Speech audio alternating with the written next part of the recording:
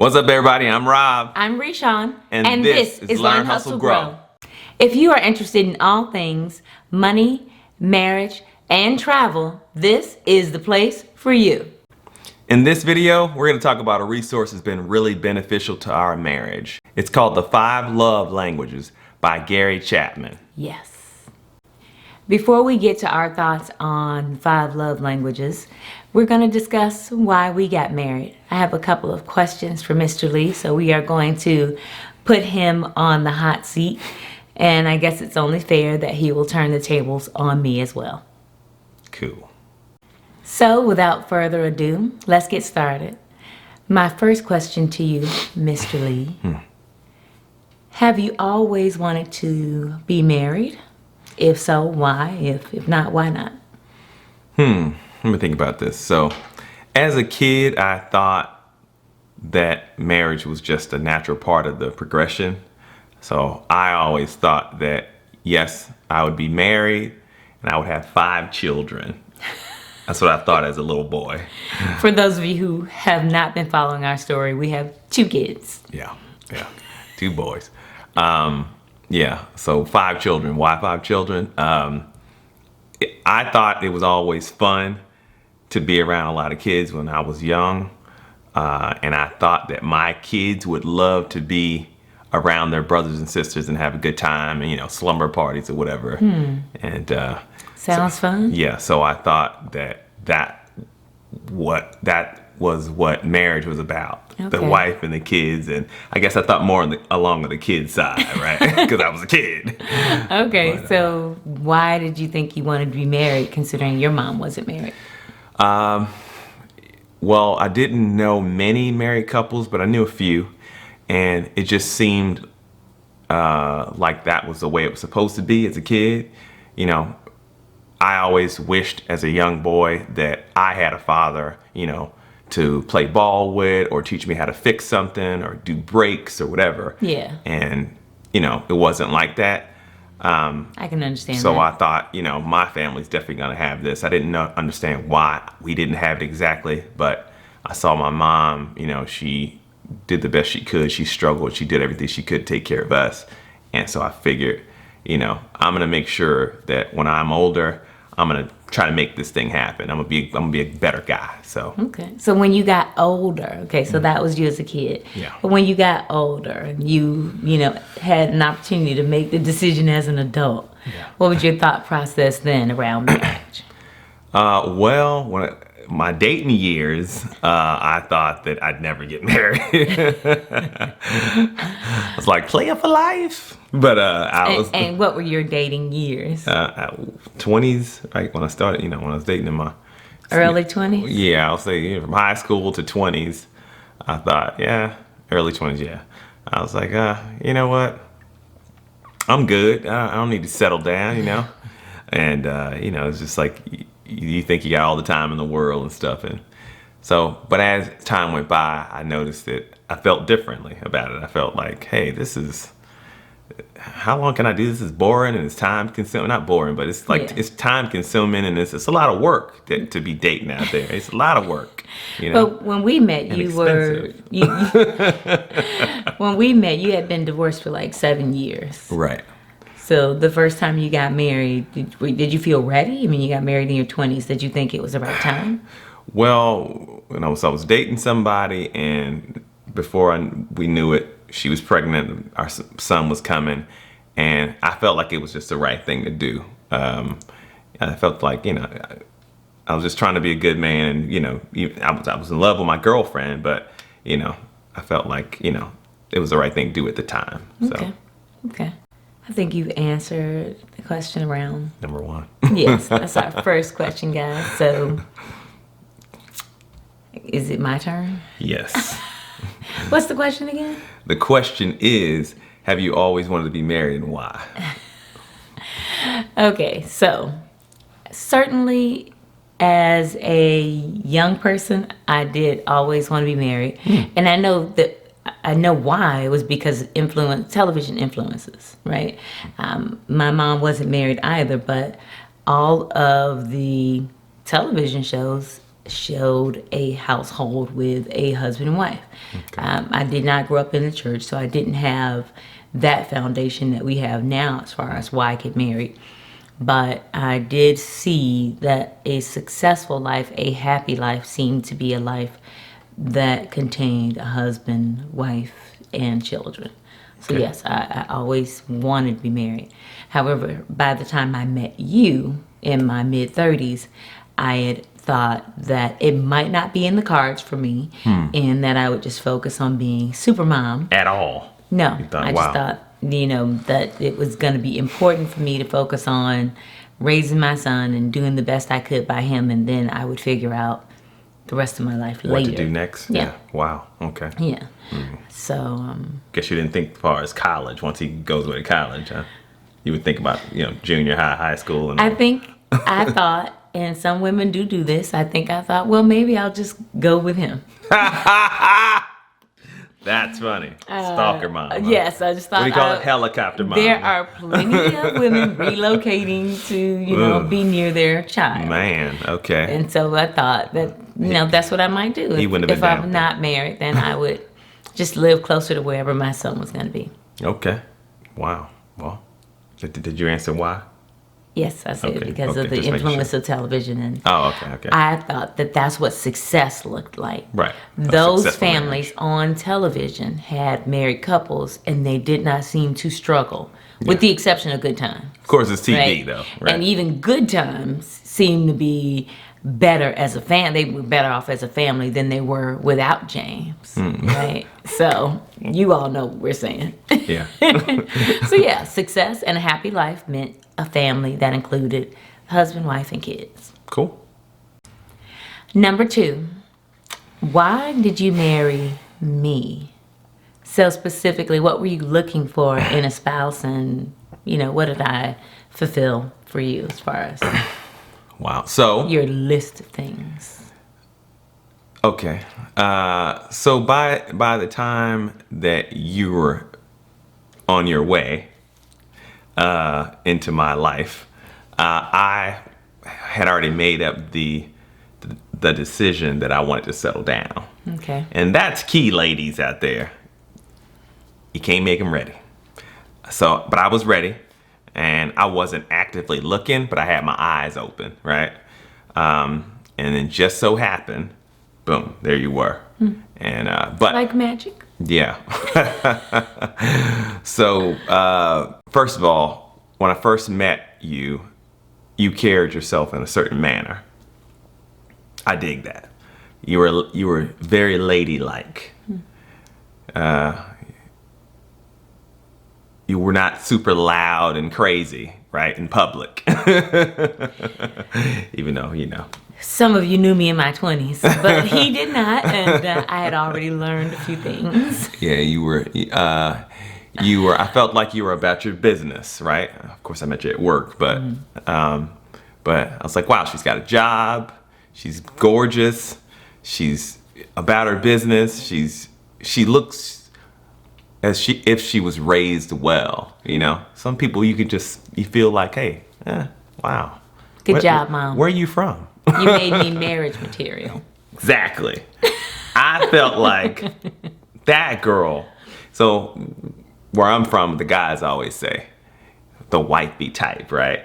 I felt like that girl, that's the wifey type. All right now. As soon as I saw you. So Okay. Wifey type. yes.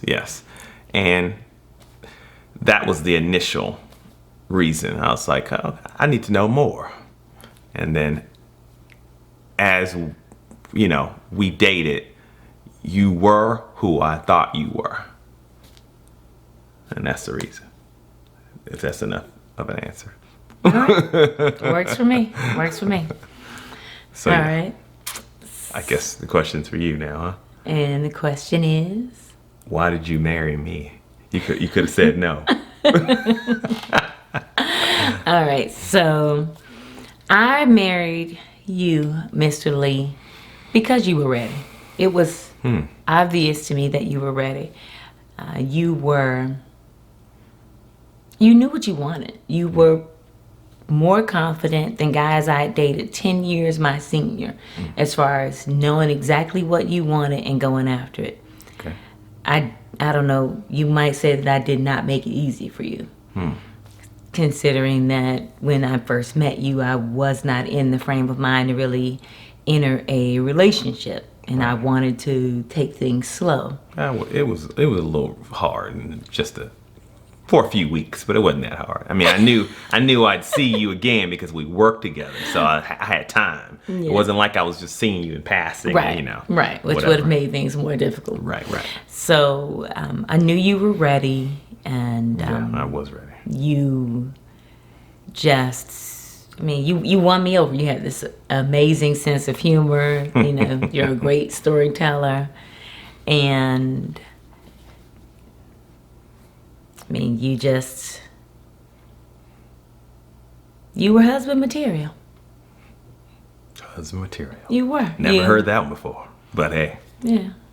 for anybody who knew had me in my it. 20s. You had a vision for your life and a drive that I just really admired, and to this day, those are the things I still love about you. Winning! Awesome. And she says I was ready. She knew I was ready. You know why? Because I proposed in 6 months, y'all. He did. And I was single for a minute. So 7 trust me, years. I was not a willy-nilly, I'm just gonna bust out a ring type of guy. 6 months. I was like, that's the one. You know when you know. What are you gonna do? My sister thought I was losing it, so. Moving on. Number 3, what do you like about being married? What do I like about being married? Yes. I like having a best friend to come home to and tell my best friend how they were wilding at the job and all that.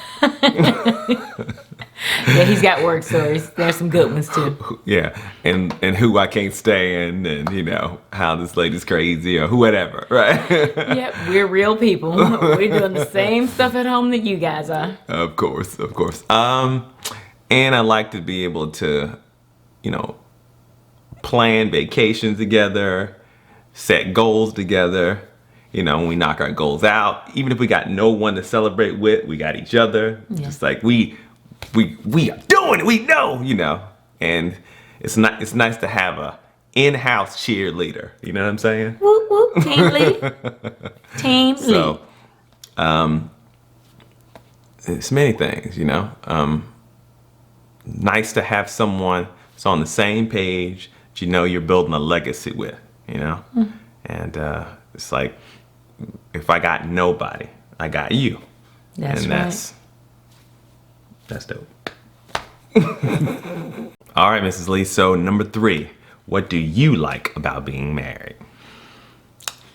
What I like about being married, I love that we've given our boys the family that we didn't have growing up. Yes, absolutely. I mean, if I talked about why I wanted to get married as an adult, it would certainly be the fact that I wanted my son to have a father in his life. Okay. And prior to you, he didn't have that. Okay. So what I like about being married is that we've created a family for the boys that they would not have known otherwise. So I do love that we are changing our family moving forward. Yes. For both of us. I like that we are partners, that we have a vision and a plan, and we are driving towards accomplishing goals together. Okay. And that you are very warm at night. And you are not. I am always cold. Man, she got the and coldest feet ever, man. cold hands as well. If you're a friend of mine and I've ever reached out to touch you, then you know. Like, But yeah, Gotta check her pulse. I like that. I like the cuddling. okay. Every night. I don't know what she's talking about, y'all. That's like one of my favorite times as a married person. Yeah. Awesome. Our 4th and last question to each other. Mr. Lee, what is the hardest part about being married? both now and in the beginning when we first got married? What do you think? In the beginning, it was just very scary because I hoped that everything would be smooth. And when even when you get married, you're still learning each other. And I hope I hope she doesn't go out and, spend all the money or hit the club a lot when she's not supposed to be doing, or be out there flirting, or, whatever. All kinds of things, went through my mind because I combined my life with somebody, right? And now I'm thinking, man, if I've made the wrong choice here, I'm screwed, man. So I just hoped. So it was. I wouldn't say hard. It was just I was nervous about ironing all those things out, figuring out all the things that we needed to know about each other, right? That's about it. Just trying to make sure that I didn't hit any points that, one day it's a bad subject, something so bad that I said the wrong thing that everything blows up and crumbles, and I wanted to work it out. I wanted to make sure it worked out. So okay. I was afraid it would fall apart because it seemed too good, especially in the beginning. You know?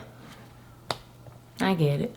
Just to finally find somebody you've been looking for all your life, right? That you mesh and you match with, and you got things to do with, right? So, yeah, okay, that's my answer. So, what would you say is the hard part now? The hard part now is business. Yes, we own a business together, guys. Yes. Learn, Hustle, Grow is a business. We also own Learn, Hustle, Grow Travel. Yes.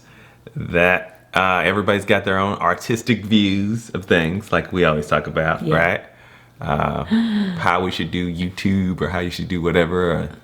And I think, I got it. And I got this whole big plan in my head. So what he's saying is, doing these videos for you guys is causing us to beef. And then she comes in there and be like, no, I don't like that, right? Maybe we should do it like this. And I'm like, what? Even though I had 100%, I was 100% confident on how I want to do things. But so business, and that long-term travel. We did a lot of long-term travel this year. Ooh, guys, that is complete other video. I know. People are probably like, man, get out of here whining about that. But here's the deal.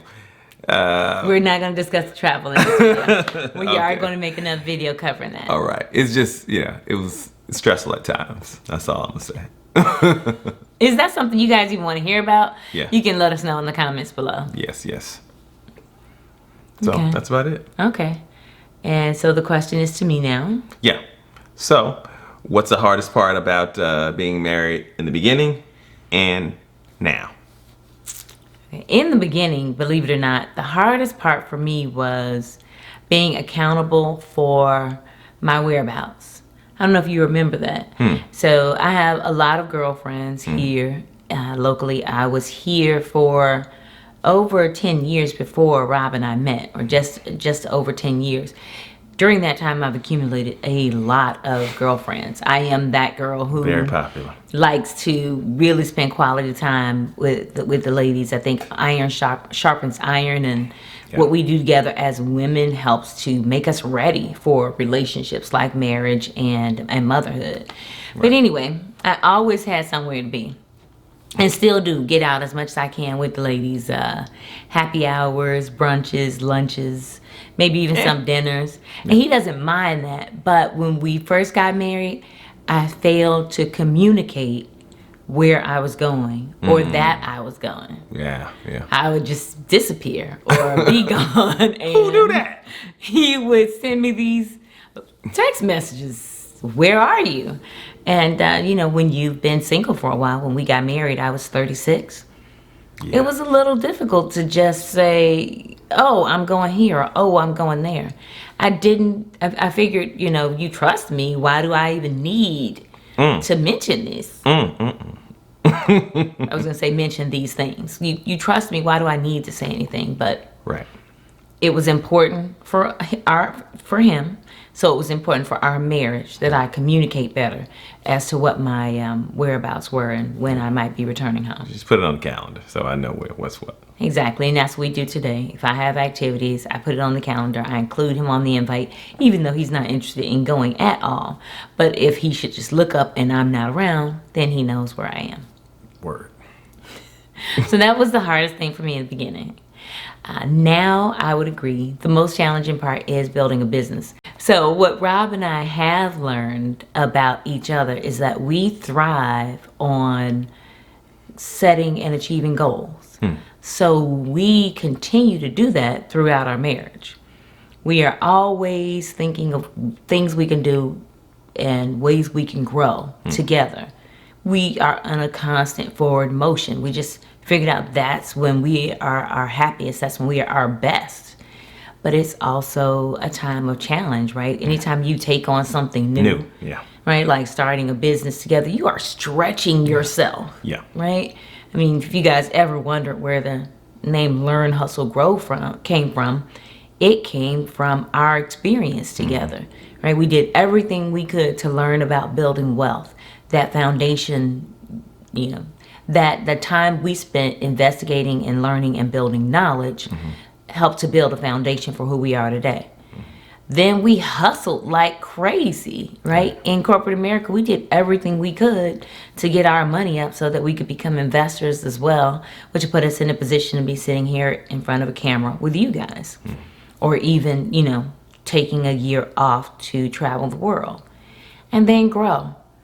Everything we did just continued to allow us to develop as individuals. And that's what we want for you. We created this channel so that we can share our experiences in order to help you guys learn, hustle, and grow. But that doesn't come without some pains. Yes. And we're experiencing those things today. We are, going through the aches and pains of birthing something new. Yeah, just a few bumps here and there. Getting on each other's nerves. But we're still in love. Yeah. And we are appreciating you guys taking part in our journey. So, moving on from our personal whys around marriage, we are now going to talk about the 5 love languages by Gary Chapman. Do you guys know what they are? We're not live, so I'd say list it. But if you do know what they are and you've read the book, give us your thoughts on the book and how you feel about it. We'd love your feedback. Yeah. What's your love language? Comment below. For those of you who haven't heard the book, the 5 love languages are acts of service, Words of affirmation, quality time, physical touch. and gifts. So we'll walk through each one of those and give you a little bit of a summary regarding what those are. And we'll also point out which ones are our individual love languages. You can have more than one. There are usually 1 or 2 that are stronger than the rest. So let's talk about acts of service. This is one of my favorite ones. That's probably her favorite one. It is my number 1. Okay. And acts of service is, doing things like, for example, my wife, she likes when I clean up without asking, right? Clean the kitchen up or something, or hang pictures that she's been waiting on, or do a shelf, right? What woman does not love a man who has a little bit of handy in Do him? some work. Honestly, Guys, ladies. do some work. And it stings, but she's happy, so I go ahead and I do that. He does not mean that. He loves doing that stuff. Yeah. And just so works out that I love it when he does it too. Right. So that's just an example, a quick example of acts of service. So. Okay. Physical touch. You might think this one is self-explanatory. Oh, yeah. And it is probably number 1 for most guys. Indeed. But it's also my number 2. So physical touch is not just taking it to the bedroom. It is about showing affection for one another without the need for it to lead to sex as well. So, we might touch each other throughout the course of the day. Hey. Or we might, Okay, wait, he's messing this up. So we might touch each other throughout the course of the day, just in passing Yeah. or sitting next to each other or walking down the street. Even though he's not big on PDAs, he will hold hands. Yeah. So Yeah. just connecting with each other physically in a non-sexual way. Okay. Yeah. Or when you walk by in those stretch pants, you know.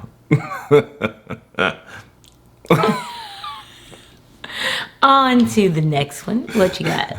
Number 3, quality time. I guess that just means spending time with each other, right?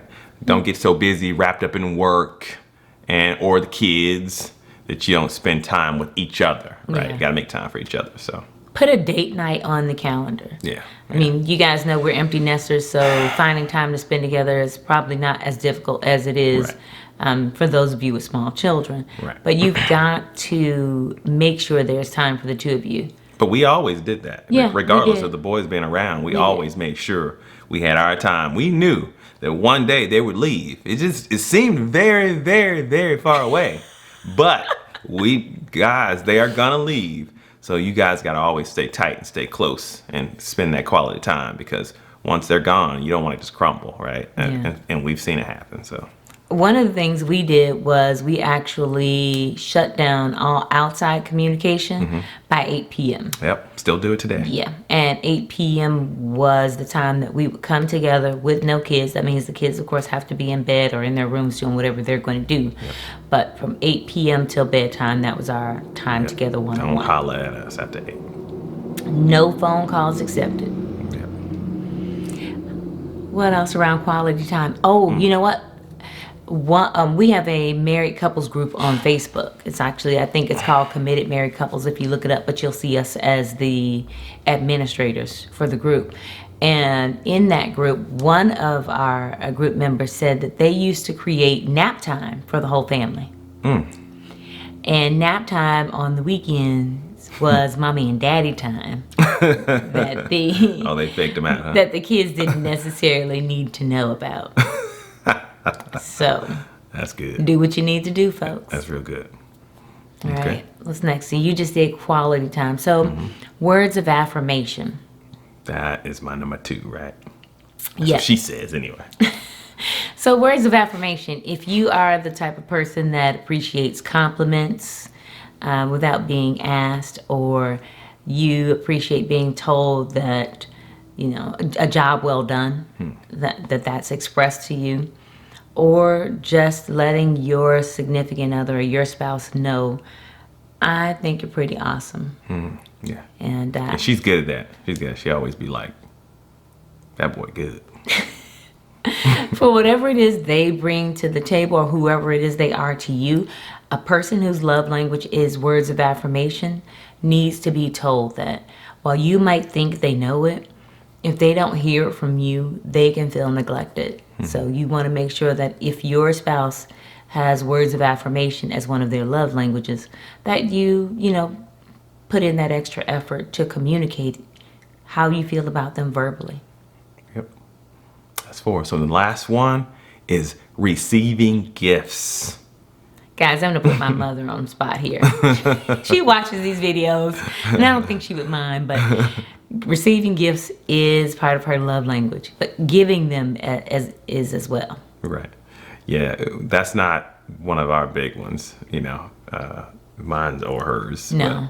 But that's a good one, though. I'm sure there's people out there that like to receive gifts, and that's self-explanatory. So Yeah. So if you are the type of person who you feel more appreciated when someone purchases something, and it doesn't have to be expensive. It's up to you as a person, right? What you place value on.